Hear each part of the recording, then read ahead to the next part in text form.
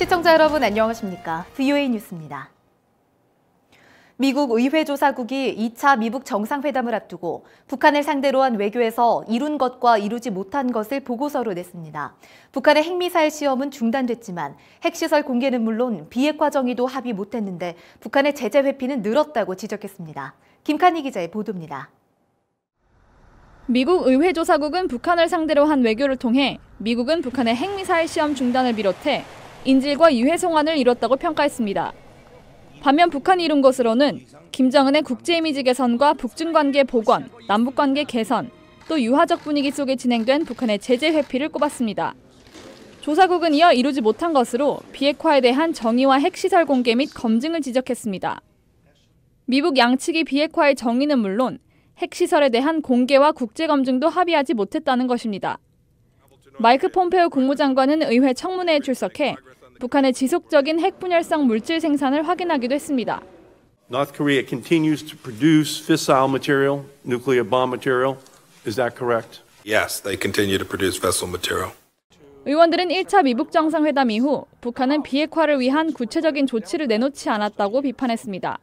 We're not making real progress on eliminating nuclear weapons from the peninsula, and that's something that we all want to see happen.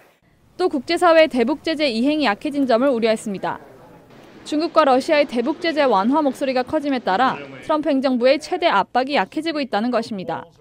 There have been more people getting around the sanctions, and the Trump administration has not been strong enough in making it clear that's not acceptable. 의회조사국은 이어 남북한이 군사 분야 합의로 비행 금지 구역을 설정한 것은 미국과 한국의 북한 군사활동 감시 역량을 축소시킬 수 있다고 평가했습니다. 또 북한이 영변 핵시설을 해체한다면 김정은은 신년사에서처럼 위한 연합훈련과 전략자산 전개 등의 중단도 요구할 것이라고 전망했습니다. VOA 뉴스 김칸입니다. 미국과 한국의 방위비 분담금 협상이 타결점을 찾지 못한 채 난항을 거듭하고 있는데 자칫 이 문제가 북한 비핵화와 주한미군의 지위에도 영향을 미칠 수 있다는 우려가 나오고 있습니다. 박승혁 기자입니다. 미한 방위비 분담금 SMA 협상이 교착 상태에 빠지자 전문가들은 이 문제가 동맹에 좋지 않은 신호라고 경고했습니다. 단순히 미한 간의 금액 협상만의 문제가 아니라 북한 비핵화의 중대 기로에서 북핵과 주한미군의 지위 등에 영향을 미칠 수 있다는 것입니다. Everything I look at right now, whether it's denuclearization of the peninsula, SMA, President Trump's view of transactional alliance, bargaining chips, everything points to U.S. troops and U.S. troops off the peninsula. 미국과 한국 양측이 조금씩 양보해야 한다는 지적도 나옵니다. 협상이 계속 교착을 이어가면 북한이 미한 동맹 사이의 분열을 조장하려 들면서 자칫 북한이 원하는 대로 문제가 악화될 수 있다는 것입니다.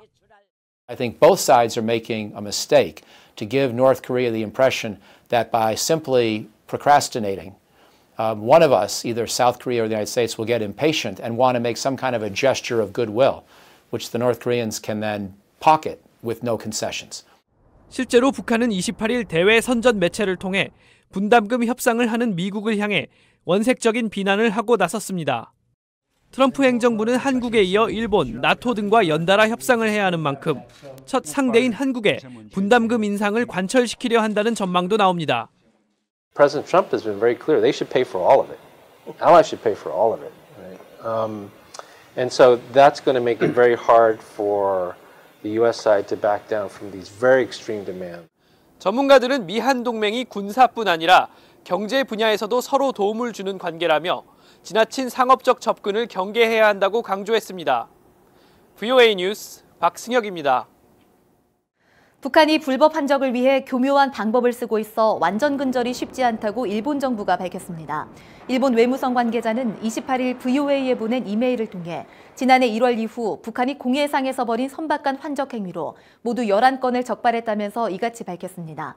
이 관계자는 또 적발된 북한의 환적 사안들은 안보리 대북제재위원회에 통보했다면서 모든 유엔 회원국들의 대응을 강화해 나갈 것이라고 덧붙였습니다. 지난해 자연재해로 인한 북한의 사망자가 237명으로 집계돼 전 세계 9번째 국가로 꼽혔습니다. 유엔 재난위험 경감사무국과 벨기에 루뱅대학교 재난역학연구소는 최근 공동 발표한 보고서를 통해 이같이 밝히면서 특히 지난해 8월 홍수로 인한 사망자가 151명이었다고 공개했습니다. 앞서 북한에서는 지난 2016년에도 대홍수가 발생해 538명이 숨지거나 실종된 바 있습니다. 국제사회에 북한에 의한 대한항공기 납치 피해 사건을 알리기 위한 후원 행사가 한국에서 26일 열렸습니다. 탈북민들에게 영어 교육 등을 진행하는 북한 인권단체 TNKR과 주한 미국인들이 주관한 이 행사는 오는 3월 제네바에서 열리는 유엔 인권이사회 행사에서 1969년 대한항공기 납북 사건의 해결을 촉구하기 위한 행사 비용을 마련하기 위해 개최됐습니다.